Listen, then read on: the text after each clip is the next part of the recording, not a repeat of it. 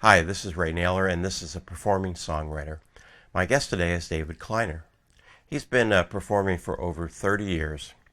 Now, in 2004, he won the Philadelphia Songwriting Project's Vote Festival Contest. And in 2009, he was the winner of the Avalon Folk Festival's Performing Songwriting Competition, along with Mick Choder, who co-wrote the song that won. He's open for a number of artists, including Dave Matthews. I'll be back shortly. We'll talk to David and hear a number of his songs.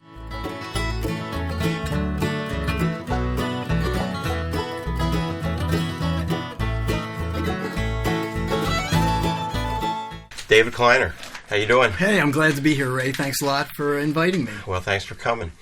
I want to ask you, did you start writing songs after you started performing, or had you performed before you started writing songs? And also, what made you start writing songs?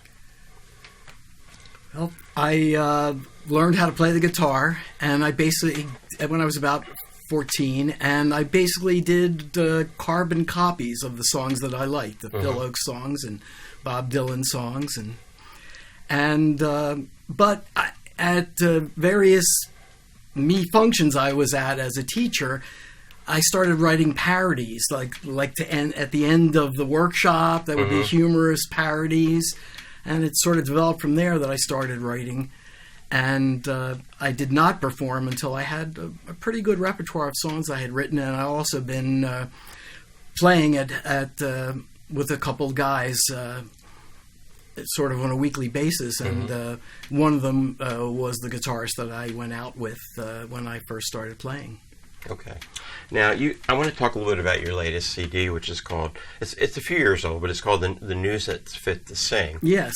And I know we both have feelings for Phil Ochs, and his first record was All the News That's Fit to Sing. That's correct. So, well, I know this because we've talked about it, but that's kind of where you got the idea, and a lot of the songs on here have a message, put it that way.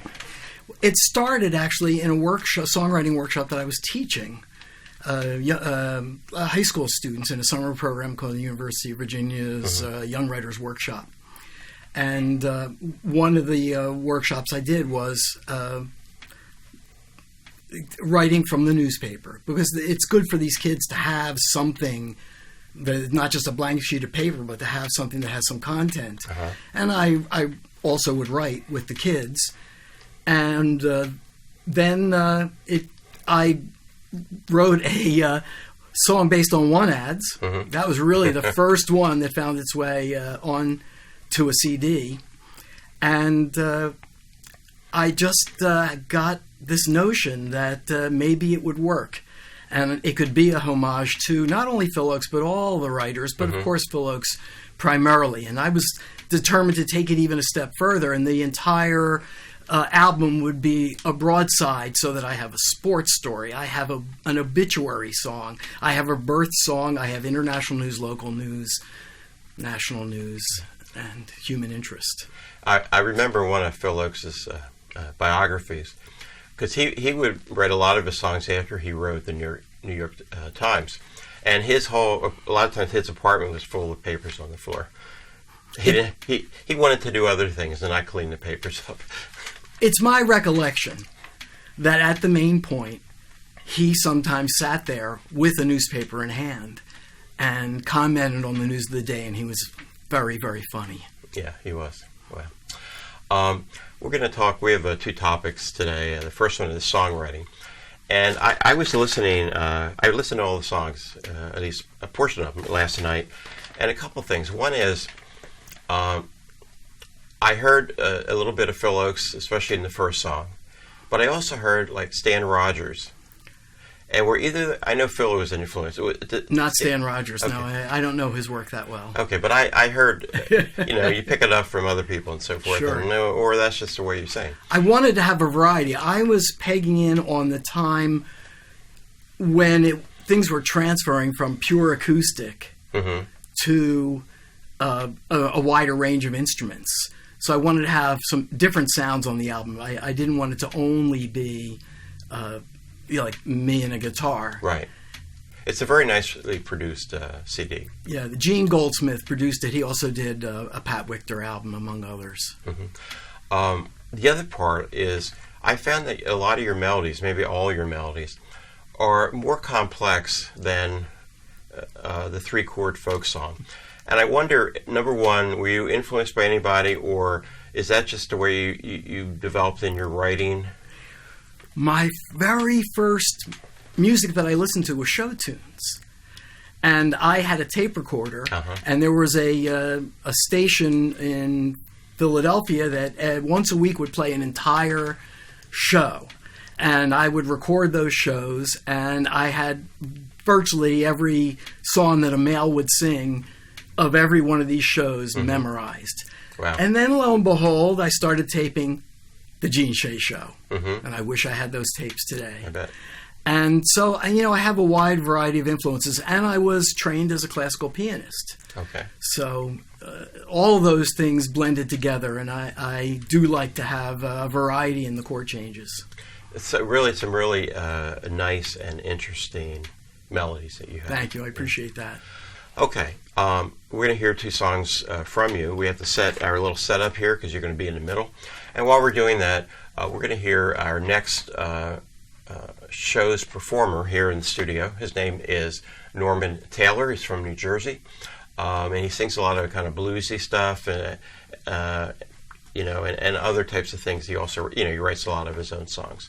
So we're going to take a look at him perform actually on a TV program in Wilmington. And then David will be back and do two of his songs. Demons behind me, my life is on the mend. Ain't gonna follow that road again. 'Cause these seasons will last forever if I follow that path to the end.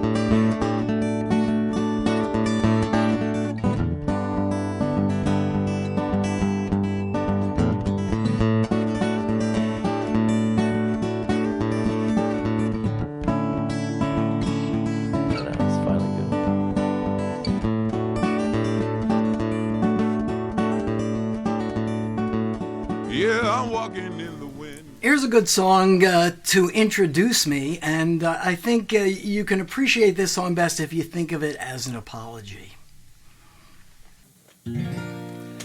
I've got a bad habit of having bad habits. Said she'd never civilize me. Yet here I sit with a fork in my hand and a napkin on my knee. Who's got no sense of direction, yet found her way straight into my affection. Who knows where to look for things I can't find, yet lost her heart to this foolish guy, a classy dame, the Ivy League type, a woman who waited to find Mr. Right. Then I came along with no guarantee. Bet you can't guess who gave her heart to me. It's you, baby, it's you, baby, it's you. Baby, it's you who turns me on like a Klieg light, who kisses me every morning and night, who's used to saying everything twice, who is my darling and my heart's delight. It's you, baby, it's you, baby, it's you. Baby, it's you. Who cares if I'm right about the rain? She keeps me dry, she keeps me sane. Even when she's cold, she keeps me warm. She gives me a hideout to ride out every storm. Who's got a smile like the 4th of July? Who's that pretty lady giving me the eye? Who thinks that I am one hell of a guy? Who is the someone I have on my mind? It's you, baby, it's you. Baby, it's you. Baby, it's you. It's you. Baby, it's you. Baby, it's you. Baby, it's you. This is a song from my latest studio album, The News That's Fit to Sing. And it's about the sinking houses of Feltonville that you can see if you drive on our Route 1, Roosevelt Boulevard. Look to one side, you can see where many of the houses have been taken down. Look to the other side, and that's Feltonville.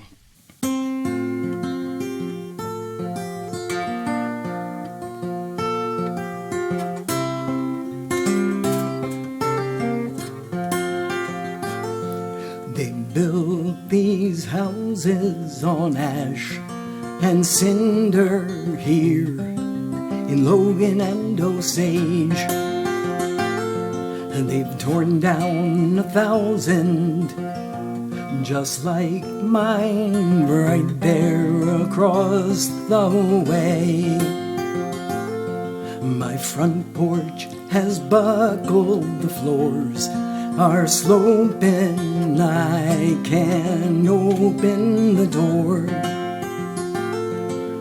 My whole life is tilting down to the ground, pieces of ceiling on the floor. Feltonville is sinking, city might evict me, I'm living on shaky ground. Please, Mr. Mayor, I can't stay here no more, the walls are tumbling down.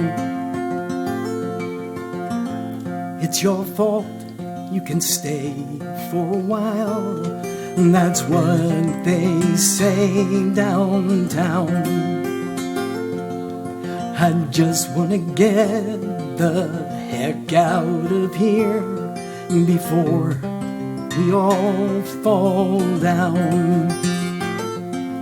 Feltonville is sinking, city might evict me, I'm living on shaky ground.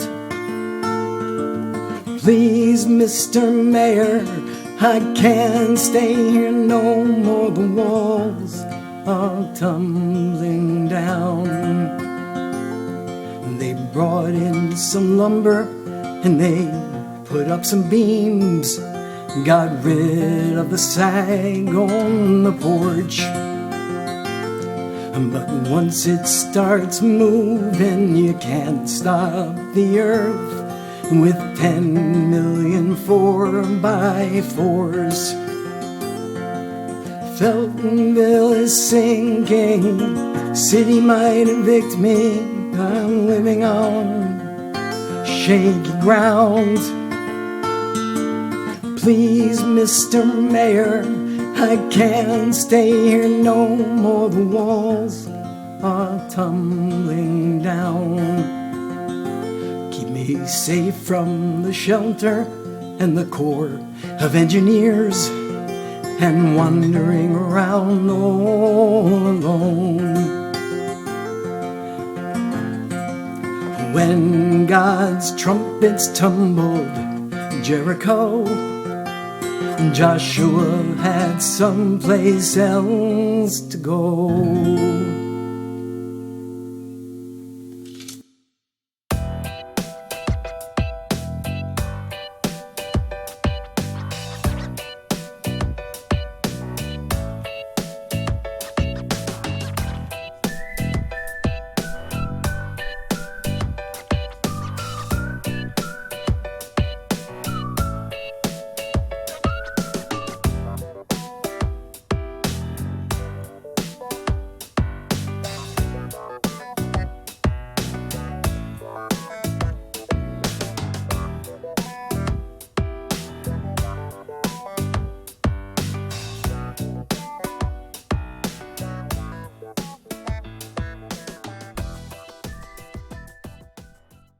Okay.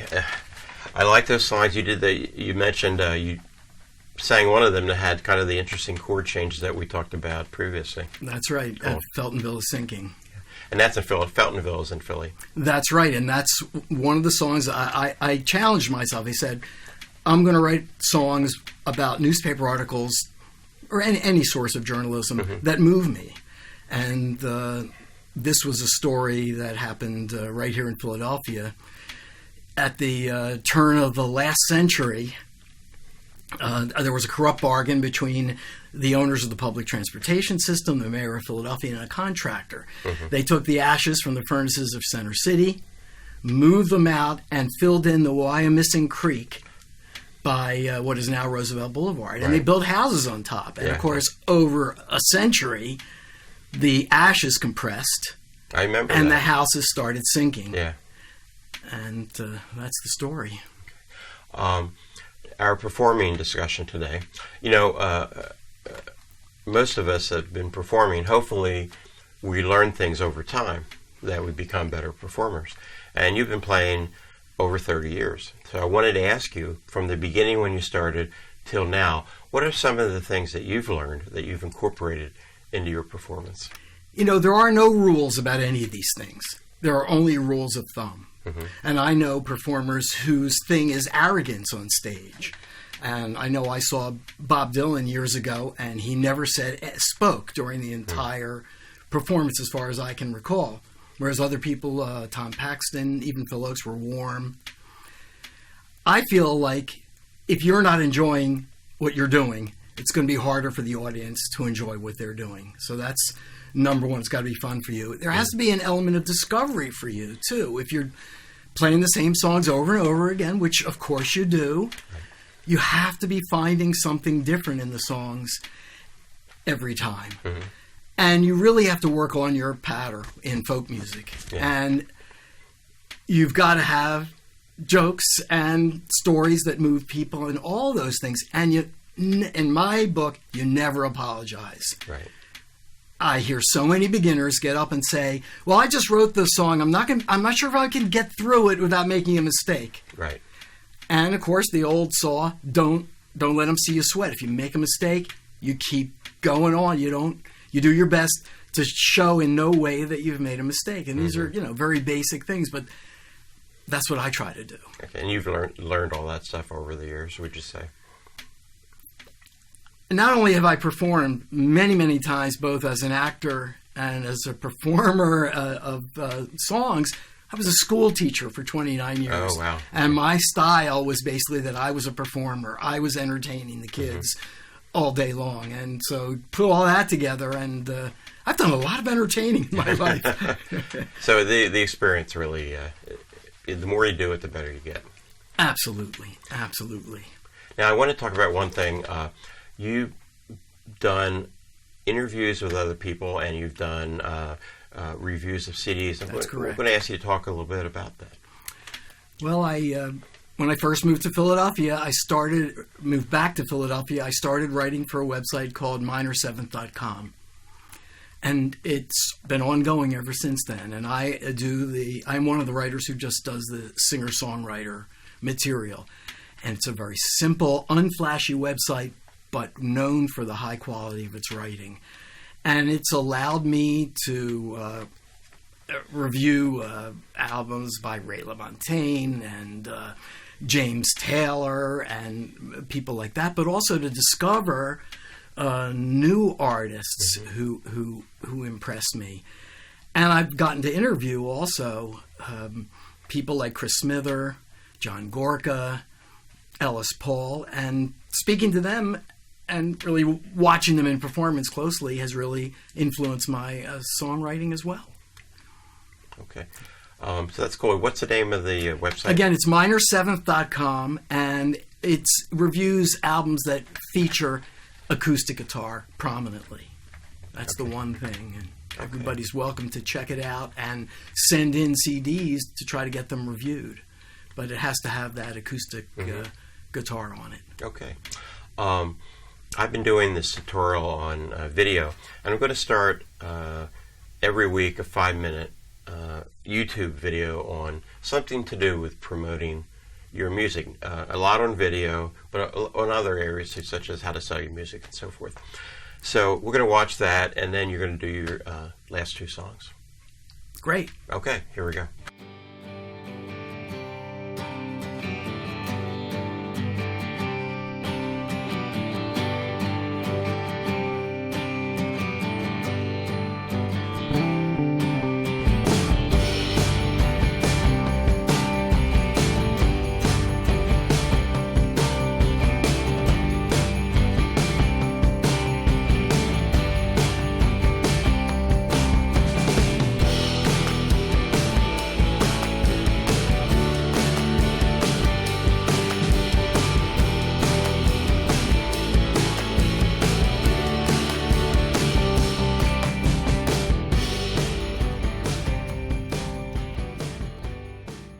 I'm going to do a song now from my previous studio album called This Human Heart, recorded and produced right here in Philadelphia at Morningstar Studios by Glenn Barrett.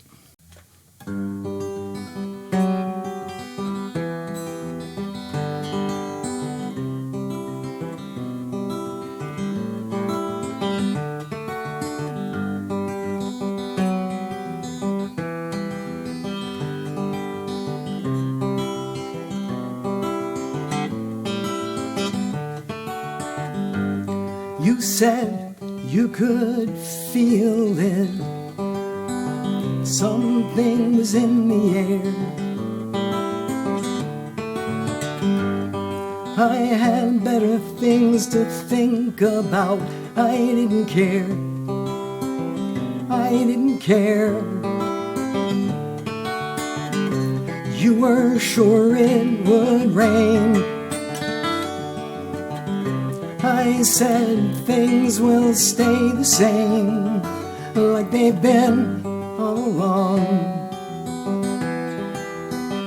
We both were wrong. Wrong about what I would do.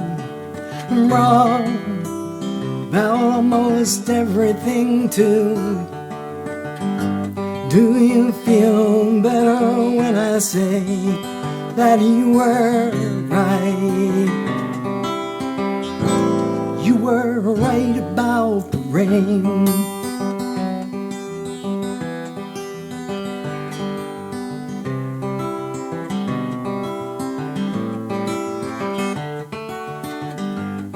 You said you read me like a book. I couldn't keep my feelings hid. You knew my heart better than I did, better than I did. But the things that didn't show were why I finally had to go. There was something you couldn't touch. I wanted too much. You said you didn't understand how I can feel the way I do. You said it's all in your mind. That ain't true. It isn't true. You said you don't mean nothing by it. You said suffer and quiet. You said to cut the crying too. Now the laugh's on you. The laugh's on you. 'Cause you were wrong about what I would do. Wrong about almost everything too. Do you feel better when I say that you were right? You were right about the rain.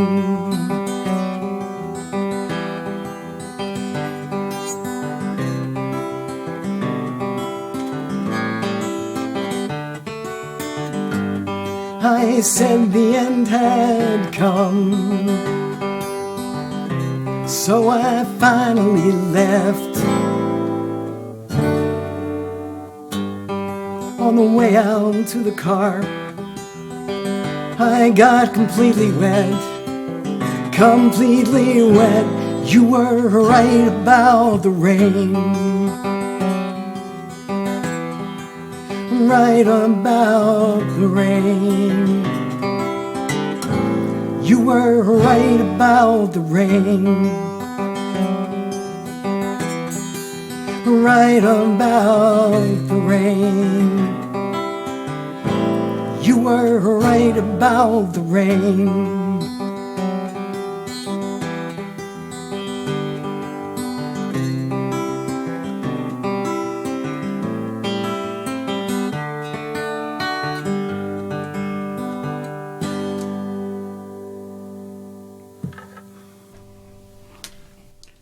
I mentioned that I was a school teacher for 29 years.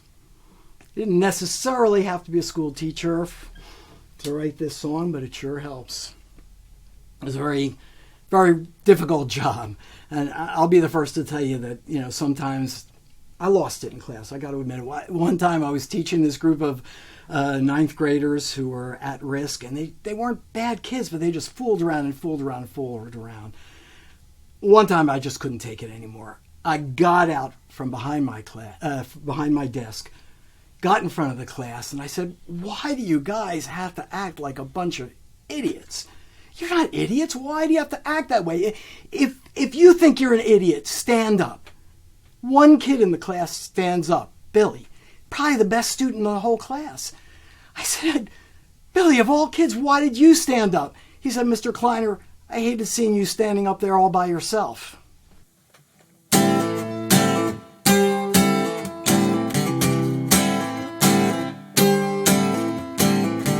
Something strange is going on today at Central High. Pencil sharpener broke down, the water fountain's dry. No football players anywhere, the coaches ran away. Ain't no school tomorrow, ain't no school today, that's right. No school, the teacher must have flipped for sure. He shaved his head, ripped off his clothes, and danced right out the door. That's right, okay. There ain't no school tomorrow, and there ain't no school today.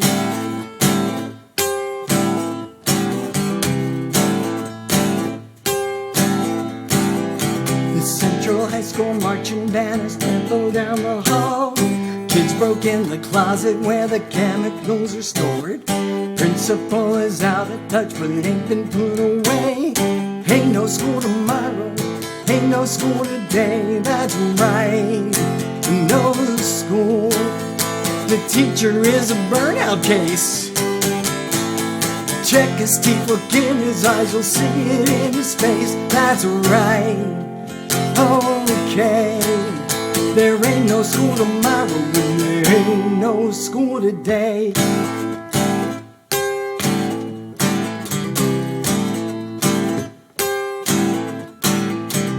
Gonna learn about good and bad from watching on TV.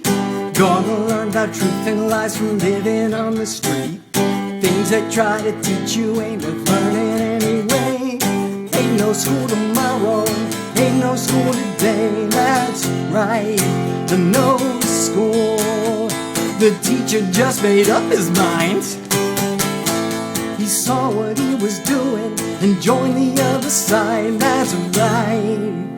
Okay, there ain't no school tomorrow, and there ain't no school today.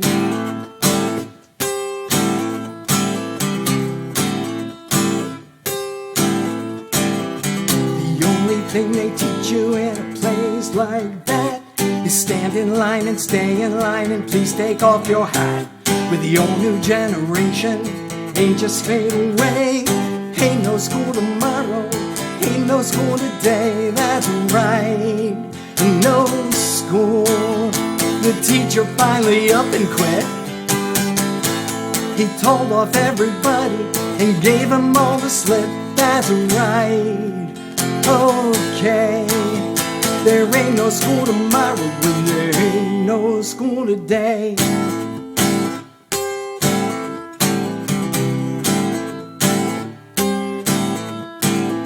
There ain't no school tomorrow when there ain't no school today.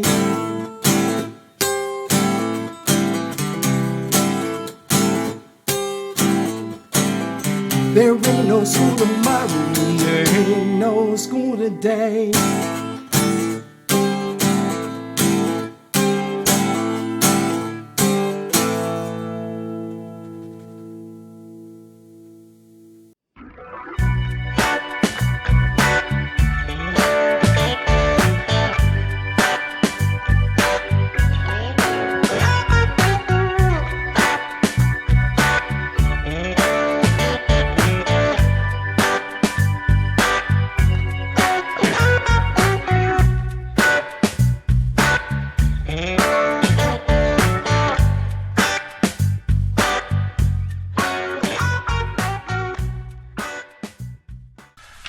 Okay, David, before we close here, I'm going to ask you, how can people know where you're playing? How can they buy your CDs? Well, the best place to buy my CDs is through CD Baby, but of course I'm on iTunes and Amazon and all those. Everything else. Everything else, yes. And the best place to get a sample is at Sonic Bids. And right now I have some live cuts on there. Both solo and with my band. And in fact, I'm playing sort of a reunion with that band next Friday, June 12th, right here in Philly at Melilani Cafe. Okay. So, yeah, this I believe this show will get up by then. So anybody in Philadelphia, come on out and see David. Okay. Thank you very much, David. Thank you. It's been fun. It has been fun. So we will see you out live, hopefully soon, at Melilani. I got to learn how to pronounce in that. Mount Airy, Mount PA, Airy. on Germantown Avenue, 7 to 10. I'll be with an incredible guitarist, Mickey Angel, and a great harmonica player, Richard Brown. And we're going to start off with some blues and classic rock, and we're going to slowly quiet it down and do more and more of my originals till it's like a coffee house. Okay, very good. Again, next show in about 2 weeks is Norman Taylor. So we will see you then.